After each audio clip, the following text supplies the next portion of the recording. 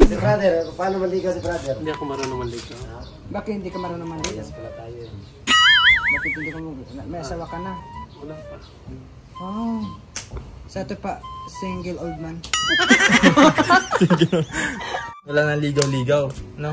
Wala na siyang ligaw-ligaw. Hindi kasi si brother, hindi siya marunong manligaw kasi siya yung nililigawan.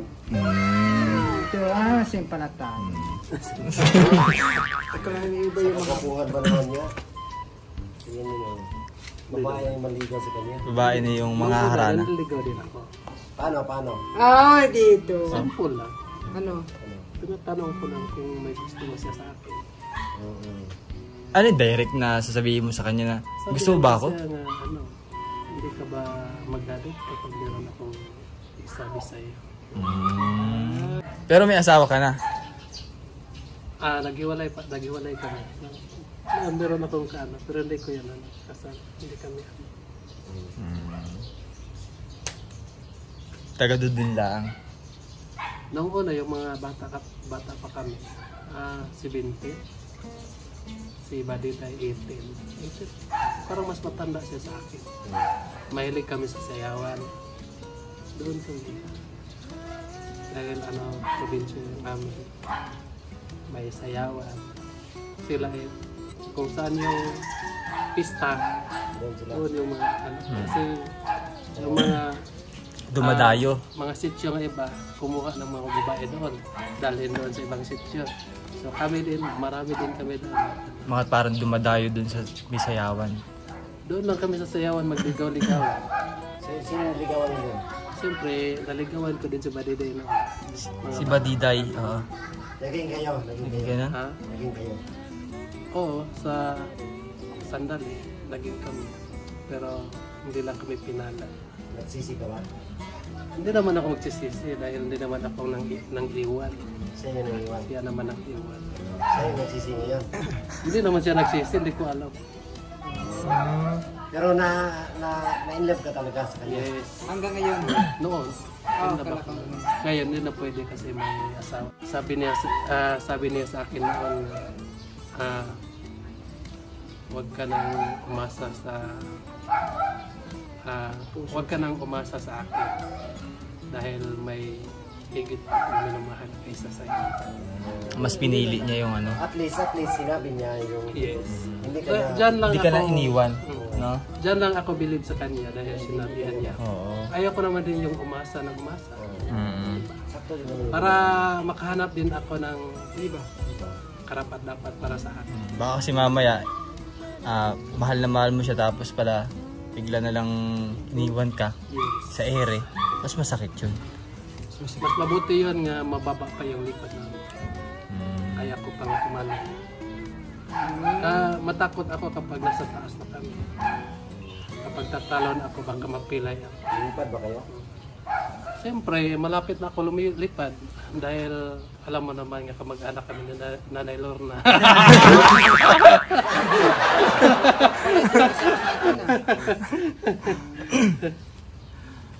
Oo nga, no? Mabuti pa naranasan mo yung iniwan ko ng resort. Sa akin wala. Mga bata pa kami noon. Mga mga siguro mga 5 years old pa kayo kasi bata pa. Pero na-try mo din bro na hindi ka sinagot ng babae? Pero wala pa kung hindi rin ako mangligaw sa babae nga nakita kong ayaw sa akin. Oo. Dapat tingnan ko muna kung may krusonada ba siya sa akin o wala. Kahit mahal ko yung isang babae, kahit nakagusto ako sa kanya, kapag nakita ko sa kanya nga Parang hindi. Wala siyang sa akin. Hindi mo napipilit yung sarili mo. Ito na lang. Itatago ko na lang yung aking naramdaman. Minsan, isang buwan ako magkasakit. Dahil siguro sa aking naramdaman.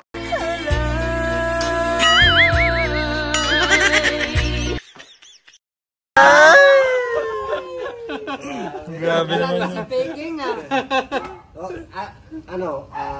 Yung unang nagka-jowa ka, ilang taon ka nun? Noong una, 17. Ano si Badiday? Hindi. Ay, First love. First love. kami. Kami yung una. Ay. Pero mga So, bata, ano naramdaman mo kagabi na nung nakita mo siya? nakita ko siya, ano lang, parang simple na lang kasi matagal na kaming wala, ano. At nagkalaman na rin nga kami ay mga kamag-anak lang. Noon kasi hindi, kasi Pero para sa inyo kasi pwede naman mag-asawa. yes, pwede naman. Pwede. Kahit naman ano. Pero ano na, wala na. May sarili lang muna. Isipin na lang natin yan nga. Naging part na lang siya ng buhay mo. Sumabay na lang sa hangin nga. Memories na lang. Pero nagpapasalamat din ako sa Panginoon. Dahil po ay isa po siya nga tulungan ng pamumiyahero. Kahit naman kami ay nagkahiwalay, pero sa dito pala sa isang bagay, nagkasama pa rin Magka-tagpo. kami. Wow! Nakakayak naman, nakakayak. Pero, sabi wala kang asawa, no? Wala ka pang asawa? Wala. Pero may nagpapatibok na ng puso mo ngayon. Yes, meron na akong girlfriend. Ano pangalan? Hindi ko na lang ibanggitin yung pangalan. Baka si Angel Sino? Angel Oxen. Hindi pre, may jowa ka ba ngayon? Wala akong jowa ngayon. Bukas. Boyfriend, meron. Meron. Oo. Scam. Lalaki pala gusto nito. Ay, nako. So, tayo po lang po sa mga lahat ng scholar, no? Lalo na kay Jim. At sa lahat ng katutubo na pinagpaaral ni Sir Paul. Sana po ay huwag natin sayangin yung binigay ng Panginoon. No?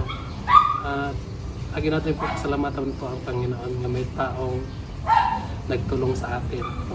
Pasalamatan natin si Sir Paul. Kasi po ay kung hindi dahil sa kanya, hindi natin maabot ang ganito. Jeep, alam mo, believe ako sa iyo. Alam mo, kung ano natin, mas maganda yung tinulong ni Sir Paul sa iyo, yung mag-aral ka hanggang makatapos. Kasi po, kapag makatapos ka, may trabaho ka, hanggang sa tumanda ka. Kasi nung sa akin noon, gusto ni Sir Paul na mag-aral ako. Mahiya ako dahil matanda na ako. Pero na-realize ko pa rin ngayon, dapat pala mag-aaral. Bagay, hindi pa naman huli. Hindi pa man. Dahil pang oras, malakas pa. Pwede pang mabol. Na? Yan, tama nga naman yung sinasabi. Mag-aaral mabuti para siyempre makapag-provide ka sa pamilya mo. At siyempre yung pinag-aralan mo, hindi man makukuha yan eh. Hindi makukuha sa ibang tao. Hindi mo yan mabibili. Hindi mo bibili. Kaya kailangan talagang porsigihin mong makatapos pag-aaral. Kasi alam mo, sa akin na kapag nasaan kami, tulad nandito kami, kapag iniwan ako ni Peter Paul, wala. Maligaw ako. Isang buwan ako maglalakad ulit sa amin. Tapos makauwi sila doon sa kanila, sa lugar nila. Sabi niya, hindi na daw ako makapunta doon kasi harangan na nila ako, ibaba na daw ako nila doon kasi Isang buwan naglalakad dahil lang sa iniwanan kami. Pero nagpapasalamat naman po ako sa buong team dahil sila po ay mababait po siya. Hindi naman po nila ako pinabayaan kahit wala akong alam, pero san-san pa rin. pero tinuturuan naman kita, Brad. Yes. Hindi Pero English na. kapag nandyan ka, kahit tinuturuan mo ako, pero Anong turo? Anong turo? ano na ako sa'yo? Bakit? Hindi na, ikaw na lang, ikaw na ganoon ka. Yung Diba? paasa mo na lang sa akin lahat. Oo. Pero meron ka naman natutunan. Meron naman. Ano yun? Yung mga tinuturo. Tinuturo yan siya eh. Noon kasi, nagpunta kami ng saan tayo noon? Sa ibang bansa. Sa ibang bansa. Sabi ni Peter Paul, ituro mo. Turo ko. Sabi niya, sa baba, dito. Akala ko Kasi yung sabi niya, turo lang daw. Mm. Pero meron pa lang pindutin doon. Nakapindutin pa. Nakakatuwa na nakarating na kayo sa ibang bansa eh, no? Sobrang thankful kami kay Sir Paul. Kaya nga, oo. Kay Tita PB Lab, sobrang thankful kami na napasama kami sa PB team. Talagang ang babait nila, may mga mabubuting puso. Lahat tinutulungan, walang pinipili. So, kaya sinusuklian namin yung kabaitan nila. Nandito lang kami para sa kanila. Lalo na kay Sir Paul. Nandito na kami, nakaalalay, nakabantay sa kahit saan po magpunta si Sir Paul. Kasama na. Siyempre, yung buong PB Team Davao. Yan, alam niya ni Peking Mumbai. Saka magmamahalan kaming lahat, tayong lahat ng PB Team. Walang ilangan ba sa isa't isa, di ba? Kasi pag ikaw ngayon ka lang namin na-meet, pero tingin namin sa iyo is parang matagal na tayong magkakasama, di ba? Wala nang ilangan ba? Ganyan yung team, kasi pag team ano na yan, kabuuan na yan eh. Kaya tinatawag na team. Teamwork. Iisa yung goal. Isa yung hangarin. Makatulong. Siyempre, doon pa rin tayo tawag nito. Ang masusunod pa rin si Sir Paul. Yan pa rin yung goal natin. Kaya support nyo po Renz Vlog. Siyempre, sa hindi pa nakakilala sa kanya, kasamahan po namin si Renz Vlog sa PB Team. Matagal na po siya sa team, kaya lang siya yung PB Team Luzon. Sa Luzon siya, sa Mindoro actually, doon siya nag-mission, nagcha-charity. Kaya isupport din natin si Renz Vlog. Ayan, support natin. Subscribe natin at saka panoorin yung kanyang mga video. I-share natin.